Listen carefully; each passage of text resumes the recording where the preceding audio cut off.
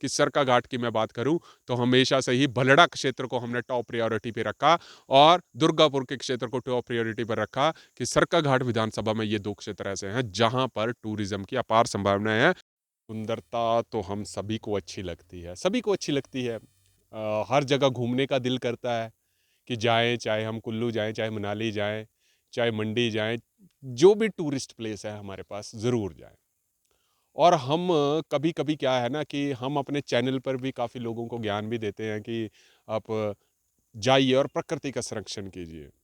और कई बार आपने देखा होगा कि हमारे चैनल के माध्यम से हम कई बार आपको कहते हैं कि गंदगी ना फैलाएं। चलिए, हमारी ये कोशिश जारी रहती है क्योंकि देखिए,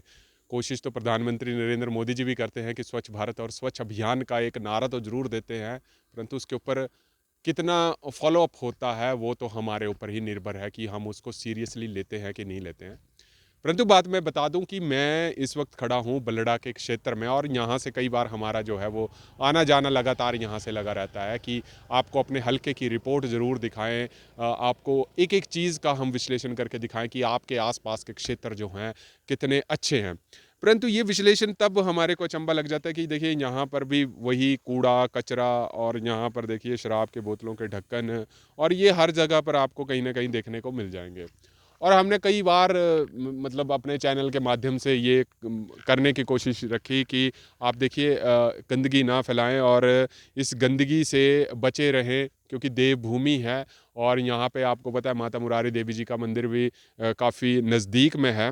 परंतु इसको आज बात यहाँ पर यही आती है कि साफ सुथरा रखने की जिम्मेदारी किसकी रहती है, क्योंकि जिम्मेदारी की जब हम बात कर लें तो हम सिर्फ एक ही जिम्मेदारी जानते हैं, एक जिम्मेदारी जो कि हमारे को पता है सरकार, और सरकार की जिम्मेदारी है। अब सरकार यहाँ पर आके सफाई तो नहीं करेगी, परंतु ये जो गंदगी लोग फैलाते हैं ना, ये सिर्फ अपने छोटे मोटे इंजॉय के लिए यहाँ पे आते हैं। अगर आप इंजॉय कर रहे हैं आप जरूर रहें, परंतु थोड़ी सी कोशिश ये भी करें कि यहाँ से ये सारा सामान इकट्ठा करके घर ले जाएं। कोई फर्क नहीं पड़ता इस चीज़ का। परंतु जब हम जिम्मेवारियां सरकारों पर ही डालेंगे ना तो सरकारें भी फिर वैसी ही होंगी हमारे पास, जैसा समाज होगा वैसी सरकार होगी, वैसा पुलिस प्रशासन होगा। ये बात हमारे को जानना होगा। हमारे को कोई प्रॉब्लम होती है पुलिस के पास चले जाते हैं, परंतु उसको हम अपने तरीके से कैसे सॉर्ट आउट करने की कोशिश करते हैं ये भी ध्यान देने वाली बात है। पुलिस के ऊपर इल्ज़ाम लगाएंगे, गंदगी हम फैला के चले जाएंगे, परंतु इल्ज़ाम जो है सरकार पर लगाएंगे।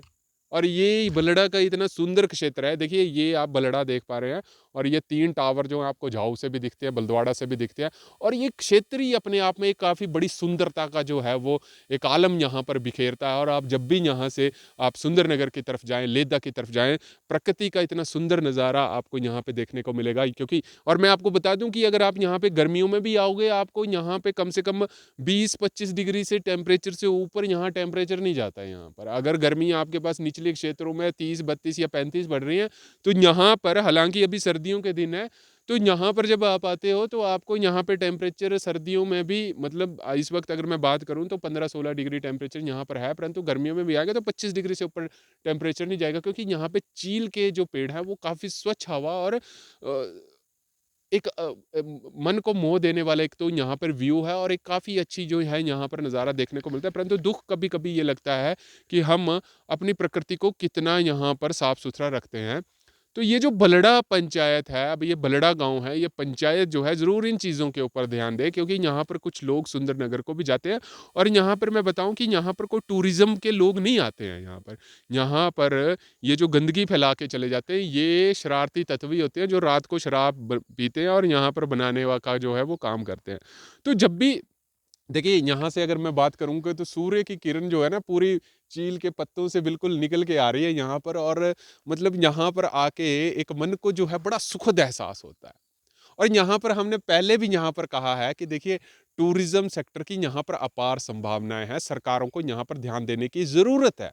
टूरिज्म के लिए कुल्लू मनाली जा रहे हैं, ठीक है, वो भी एक अच्छी जगह है, धर्मशाला जा रहे हैं, परंतु अगर इस क्षेत्र में सरका घाट की अगर मैं बात करूंगा ना तो सरका घाट में ये बलड़ा क्षेत्र एक ऐसा क्षेत्र है और एक दुर्गापुर का क्षेत्र एक ऐसा है, यहाँ पर टूरिज्म की बहुत संभावना है। क्योंकि जब आप इन जगह पर आते हो ना तो आपको एक काफी अच्छा और काफी महसूस जो है वो काफी यहाँ पे सुखद अनुभव होता है, क्योंकि लेदा से जब आप बलद्वाड़ा की तरफ जाते हैं और ये रास्ते का जब आप निहारते हुए जाते हैं तो यहाँ पर टूरिज्म की बहुत अपार संभावना है। परंतु टूरिज्म क्षेत्र तब बढ़ेगा जब सरकार कर्जे के नीचे से हटेगी, सरकार के पास पैसा ही उतना सा है, लिमिटेड सा है, सैलरीज में जा रहा है, पेंशन में जा रहा है, तो टूरिज्म को डेवलप करने के लिए भी सरकार के पास इतना पैसा है नहीं, क्योंकि पैसा सैलरीज, पेंशन और इंटरेस्ट पेमेंट्स पे जा रहा है। तो इन क्षेत्रों का विकास कैसे होगा? तो हमने तो काफ़ी इस चीज़ को रखा है कि देखिए पहले हमारे को अपने कर्जे उतारना ज़रूरी हैं, जो हमने कर्जे ले रखे हैं, क्योंकि कर्जों के ऊपर ही सरकारें चलानी है। जितनी भी सरकारें रही आज तक 20-25 सालों से, सबने कर्जा लिया और प्रदेश को चलाने की कोशिश करी। परंतु प्रदेश की सुंदरता की अगर मैं बात करूं, प्रदेश के विकास की अगर बात करूं, प्रदेश के जीडीपी के विकास की बात करूं और जो यहाँ के युवा हैं उनको रोजगार की बात करें, तो रोजगार तो तब उत्पन्न होगा जब सरकारों के कर्जे कम होंगे और इन जैसे स्पॉट्स को कहीं ना कहीं डेवलप किया जाएगा। मैंने पहले भी अपने चैनल के ऊपर कहा है और शायद हम हमेशा कहते हैं कि सरका घाट की मैं बात करूं तो हमेशा से ही भलड़ा क्षेत्र को हमने टॉप प्रायोरिटी पे रखा और दुर्गापुर के क्षेत्र को टॉप प्रायोरिटी पर रखा कि सरका घाट विधानसभा में ये दो क्षेत्र ऐसे हैं जहां पर टूरिज्म की अपार संभावनाएं हैं। और यही हमारी कोशिश रहेगी कि देखिए, और दूसरी चलिए ठीक है, सरकारें काम करेंगी कैसे, वो अपने आप को मैनिपुलेट करेंगी कैसे कैसे अपने मतलब बजट में जो है संशोधन करके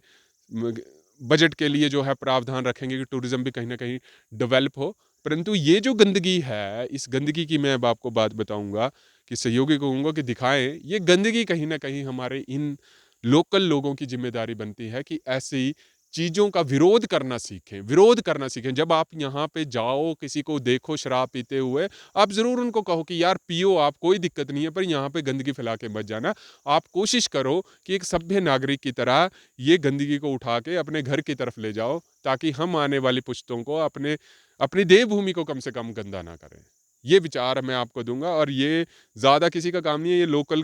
किसी का है ये काम, जो यहाँ पे आके पी के शराब पी जाते हैं। आपको सफाई का जरूर ध्यान रखना है और देवभूमि को साफ रखना है। देखिए इतनी सुंदर जगह है, यहाँ पर गंदगी ना फैलाएं। तब तक आप जुड़ रहिए हरीश वर्मा के साथ हिमाचल फास्ट एक्सप्रेस।